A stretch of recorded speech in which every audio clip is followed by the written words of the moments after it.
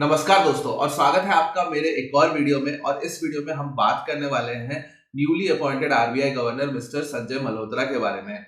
और इस वीडियो में हम देखेंगे कि उनकी पास्ट कैसे रही है, क्या उन्होंने किया है, एंड हम यहाँ यहाँ पे ये भी जरूर देखेंगे कि क्या वो मार्केट्स के लिए अच्छे हैं या फिर खराब हैं। बहुत सारी न्यूज चल रही है, सोशल मीडिया में लोग बात कर रहे हैं कि कैसे उन्होंने जीएसटी काउंसिल में रह के उन्होंने गेमिंग जैसे इंडस्ट्री या फिर सिगरेट जैसे इंडस्ट्री में टैक्सेशन बढ़ाने के बारे में बात की है। 28% का जो टैक्स लगाया गया था ऑन रेवेन्यू, वो भी इनके रहते हुए हुआ था। तो बहुत सारा नेगेटिविटी यहाँ पे फैलाया जा रहा है, तो वो भी हम देखेंगे कि क्या वो प्रो ग्रोथ है या नहीं। तो आगे बढ़ने से पहले अगर आपको मेरा काम अच्छा लगता है तो मेरे चैनल को सब्सक्राइब करेगा, मेरे वीडियो को भी लाइक करिएगा। तो चलते हैं हम हमारे नॉर्मल स्क्रीन पे। जैसे कि आपको ऑलरेडी पता होगा, सेंटर ने आज revenue secretary mister Sanjay Malhotra को यहाँ पे आरबीआई गवर्नर नया अपॉइंट किया है और इनका कार्यकाल परसों से यानी 11 तारीख से स्टार्ट होता हुआ हमें दिखेगा। मिस्टर शक्तिकांत दास, उनका कार्यकाल हमें परसों यहाँ पे खत्म होता हुआ दिखेगा, जो कि लास्ट 6 साल से आरबीआई के गवर्नर रह चुके हैं। अगर हम नए न्यूली इलेक्टेड आरबीआई गवर्नर के बारे में बात करें तो mister Malhotra is a 1990 batch IAS officer Rajasthan cadre से, और वो एक आईआईटी से ग्रेजुएटेड है। आईआईटी कानपुर से उन्होंने कंप्यूटर साइंस में पढ़ा है एंड उसके बाद उन्होंने मास्टर्स डिग्री किया है प्रिंसटन यूनिवर्सिटी से पब्लिक पॉलिसी में। पास्ट में उन्होंने चेयरमैन एंड मैनेजिंग डायरेक्टर के हिसाब से काम किया है आरईसी में, जो कि आपको पता है कि लिस्टेड एंटिटी पीएसयू है। Has been instrumental towards achieving recent buoyancy in tax collection, जो अभी लास्ट कुछ क्वार्टर से लास्ट कुछ सालों से हम देख रहे हैं कि लगातार नो रिकॉर्ड टैक्स कलेक्शन हो रहा है। ये जो भी टैक्स कलेक्शन में बढ़ोतरी हुई है वो इन्हीं के कार्यकाल में आता हुआ दिखा है।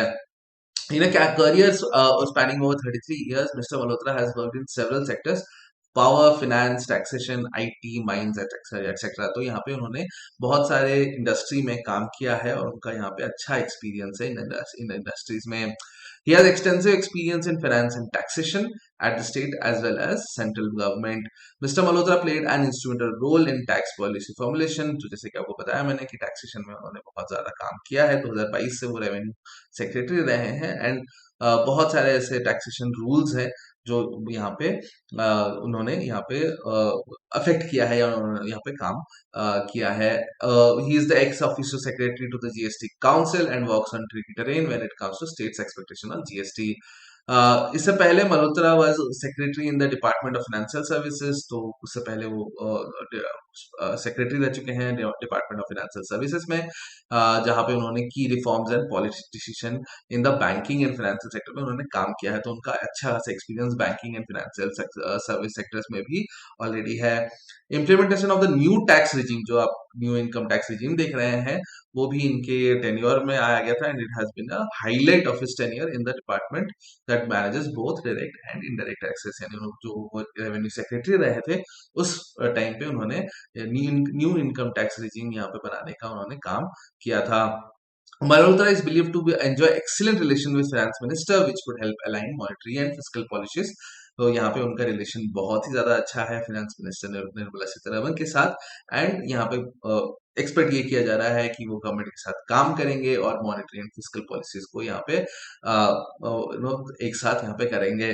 अगर आप देखेंगे शक्तिकांत दास लास्ट 2 साल से उन्होंने रेट में बहुत ज्यादा यहाँ पे कुछ भी किया नहीं था इन्फ्लेशन को यहाँ पे कंट्रोल पे रखने के लिए, जबकि पिछले कुछ हफ्तों में बोथ निर्मला सीतारमन एंड पीयूष गोयल दोनों ने यहाँ पे कहा था कि या फिर उन्होंने रिक्वेस्ट किया था आरबीआई को कि वो रेट की कटौती करें, लेकिन उसके बावजूद यहाँ पे की कटौती नहीं हुई थी।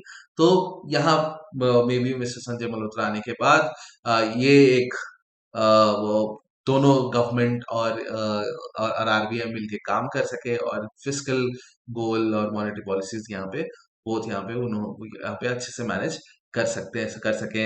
अगर हम ओवरऑल देखें यहाँ पे बहुत सारे नेगेटिव न्यूज भी चल रहे हैं, जैसे कि अभी बहुत रिसेंटली आपने देखा था गेमिंग इंडस्ट्री में रेवेन्यू पे 28% टैक्स लगाया था, जिसके बाद अ, बहुत सारा वो सेक्टर में बहुत ज्यादा उथल पुथल हुआ था एंड ये भी उनके कार्यकाल में हुआ था। तो बहुत ज्यादा बातें हो रही हैं एक्स पे, मैंने देखा है बहुत सारे ग्रुप्स में, और उनको बताया जा रहा है as not a kind of a pro economy or pro growth kind of RBI governor. तो ये शायद एक गलत बात हो सकता है। पहले तो गवर्नमेंट वो चाहते हैं गवर्नमेंट के साथ काम करना, और गवर्नमेंट यहाँ पे चाहेगी कि ग्रोथ के नंबर्स अच्छे आए। एंड जैसे कि आपको पता है, बहुत निर्मला सीतारमन, पीयूष गोयल यहाँ पे बार बार कह रहे हैं कि रेट कट यहाँ पे करना चाहिए आरबीआई को। एंड इससे पहले भी अगर हम देखें, 5 दिसंबर यानी अभी कुछ दिन पहले ही उनका एक एक स्टेटमेंट आया था जिसमें उन्होंने कहा था, keep interest of economy before the interest of revenue. यानी यहाँ पे आरबीआई गवर्नर, उनका ऑब्वियसली रेवेन्यू से आगे चल के कोई भी रिश्ता नाता नहीं रहेगा, लेकिन फिर भी अगर देखें तो वो प्रो इकोनॉमी है। और वो अपने ही डिपार्टमेंट को कह रहे हैं कि इंटरेस्ट ऑफ इकोनॉमी को पहले रखो देन इंटरेस्ट ऑफ रेवेन्यू। और ये उन्होंने तब कहा था जब 1000 से ज्यादा जीएसटी नोटिस गए थे बिजनेसेस को अक्रॉस इंडस्ट्रीज। तो वहां पे उन्होंने कहा था कि आप ऐसे छोटे छोटे बिजनेसेस को ज्यादा टारगेट मत करो, ट्राई करो कि बिजनेसेस यहाँ पे सस्टेन कर पाए, उनके साथ काम करो।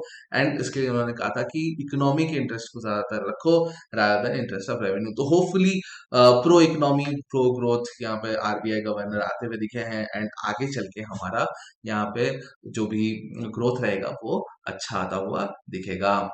आशा करता हूँ आपको वीडियो अच्छा लगा होगा। अगर आपको वीडियो अच्छा लगा तो मेरे चैनल को सब्सक्राइब करिएगा, मेरे वीडियो को भी लाइक करिएगा। हम मिलेंगे नेक्स्ट वीडियो में, तब तक के लिए थैंक यू।